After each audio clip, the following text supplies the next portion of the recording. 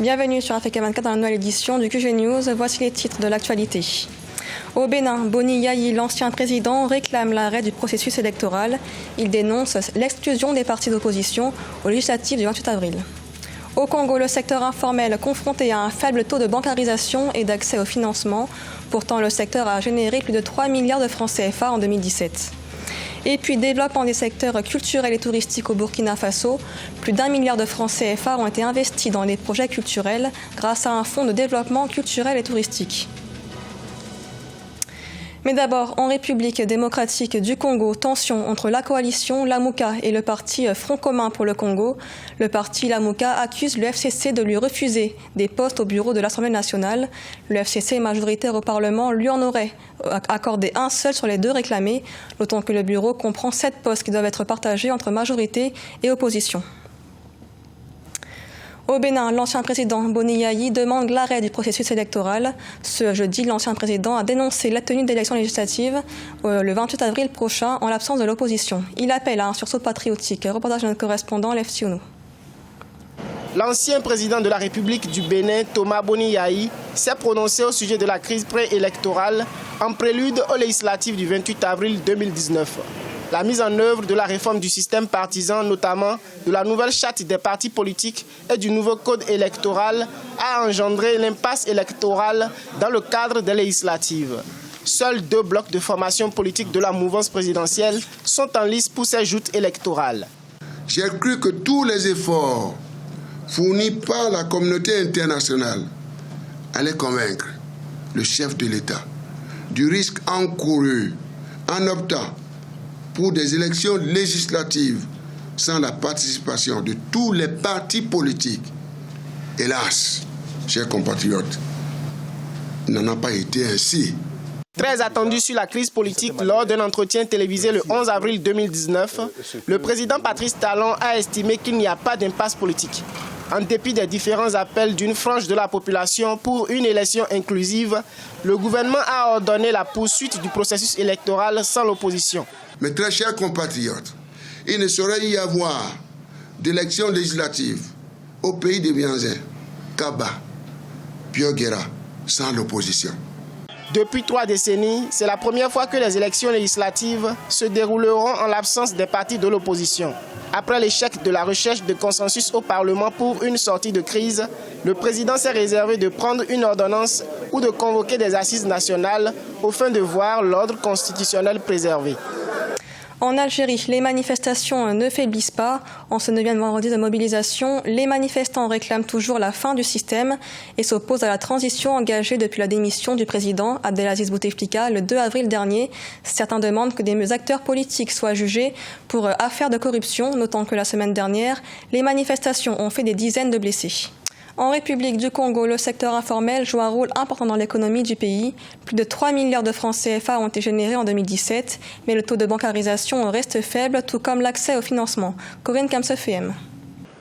En 2017, l'économie informelle a généré plus de 3 milliards de francs CFA au Congo-Brazzaville. Cependant, seulement 16,37% des unités économiques disposent d'un compte bancaire et moins de 3% d'entre elles ont acquis des prêts. L'accès aux services bancaires des unités économiques demeure relativement faible, soit à peine 1,56% de l'ensemble du secteur informel du Congo. À cet effet, 91,8% de financement se font sur fonds propres. Pour diversifier l'économie, il faut nécessairement impliquer les petites et moyennes entreprises qui sont dans différents secteurs d'activité, en particulier le secteur agricole, le secteur de transformation agricole, les services. Les données officielles font savoir que les unités économiques mobilisent plus de 73 000 individus actifs exerçant dans 40 200 unités économiques. Pourtant, comme avec les financements, ces acteurs du secteur privé bénéficient très peu d'une assistance technique. À peine 5,24% des acteurs ont été assistés. Le processus, vous savez, lorsqu'on est une petite entreprise,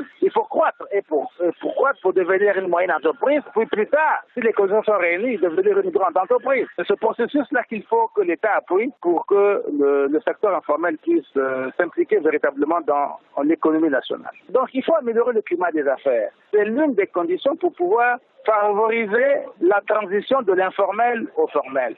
Les financements existants sont concentrés à Brazzaville, qui attire 47,61% des fonds de soutien, suivi de Pointe-Noire avec 42,04%. Les localités rurales sont les plus touchées par le manque de financement, à l'exemple du département de la Cuvette, où aucun promoteur n'a reconnu avoir bénéficié d'un soutien financier. En 2018, l'écosystème de la téléphonie mobile a généré plus de 50 milliards de dollars en Afrique de l'Ouest. Avec la mise en place de réformes, le secteur pourrait transformer les économies des pays de la région. Victoria Sedji. 50 milliards de dollars, c'est le montant généré par la téléphonie mobile en Afrique de l'Ouest au terme de l'année 2018, d'après un récent rapport de l'Association mondiale des opérateurs télécoms, GSMA. Ce chiffre devrait évoluer à près de 70 milliards de dollars d'ici 2023, selon les analystes. L'Afrique de l'Ouest a une proportion en termes de population plus élevée. Vu que les prix des téléphones mobiles ont diminué, vu aussi les efforts que font les États pour l'intégration de téléphonie mobile, je pense que l'Afrique de l'Ouest en profite. Et cela se remarque du fait que, comme vous voyez en Afrique aujourd'hui, les fintechs qui sont dans le paiement mobile ont beaucoup progressé. Depuis quelques années, la téléphonie mobile aura créé d'innombrables opportunités sur le continent et particulièrement en Afrique de l'Ouest. Avec les nouvelles facilités d'accès à Internet et d'autres avantages, le mobile aura surtout permis de résorber le chômage dans la plupart des pays subsahariens. À fin 2018, l'Afrique de l'Ouest comptait près de 100 millions d'utilisateurs, soit une hausse d'environ 20 millions en glissement annuel, selon la GSMA. Il y a une dynamique qui est déjà enclenchée. C'est de développer les réseaux de téléphonie mobile et de déplacer aussi les appareils télécoms, notamment les mobiles. Je crois qu'on commence à avoir la 4G un peu partout. Avec la mise en place de certaines réformes, les pays d'Afrique de l'Ouest pourraient voir le secteur transformer radicalement leurs économies, selon des analystes, et soutenir fortement la croissance. En 2018, les abonnés mobiles dans la zone étaient estimés à 185 millions. Ce nombre, prévoit-on, devrait atteindre 248 millions d'ici 2025. Et dans l'actualité également, le syndicat de l'éducation nationale annonce une grève de 3 jours au Gabon, du 23 au 26 avril. Le syndicat dénonce plusieurs mesures du gouvernement concernant l'enseignement, des mesures telles que la non-construction d'établissements scolaires depuis 2009 ou encore l'insécurité en milieu scolaire, une grève qui pourrait perturber la fin d'année scolaire à l'approche de la période d'examen. Les secteurs culturels et touristiques se développent au Burkina Faso, un essor encouragé par le Fonds de développement culturel et touristique lancé il y a 2 ans. Plus d'1 milliard de francs CFA ont été investis dans des projets culturels dans le pays. Reportage de notre correspondant Jean-Paul Ouedraogo. Au Burkina Faso, les autorités se félicitent de la multiplicité des initiatives culturelles et touristiques. On observe en 2019 un regain d'activité dans ces secteurs avec une meilleure production que de par le passé. Une nette amélioration due à la récente structuration de ces leviers, longtemps restés embryonnaires. Lancé en 2016, le Fonds de développement culturel et touristique, en 2 ans de fonctionnement, a levé 1,4 milliard de francs CFA au profit de 105 projets. Nous pouvons nous réjouir aujourd'hui d'avoir produit des effets d'additionnalité. Je commence par exemple par cette industrie de textile, de mode et de design et de Koudou que nous avons financé. Le porteur du projet depuis 40 ans se promenait avec son projet et n'avait pas de financement. Dans sa spécificité de soutenir les aspects non marchands des industries culturelles et touristiques, le fonds bénéficie d'une dérogation spéciale qui lui permet d'accorder à la fois subventions et crédits. Oui, je crois que c'est curieux, mais tout naturellement, les dossiers qui nous viennent, généralement, sont orientés vers les jeunes.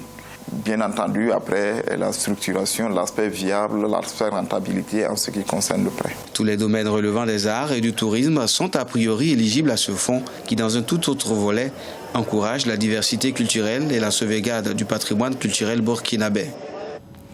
Ce journal a été réalisé par l'ensemble de la rédaction. Merci de l'avoir suivi. L'actualité continue sur Africa 24.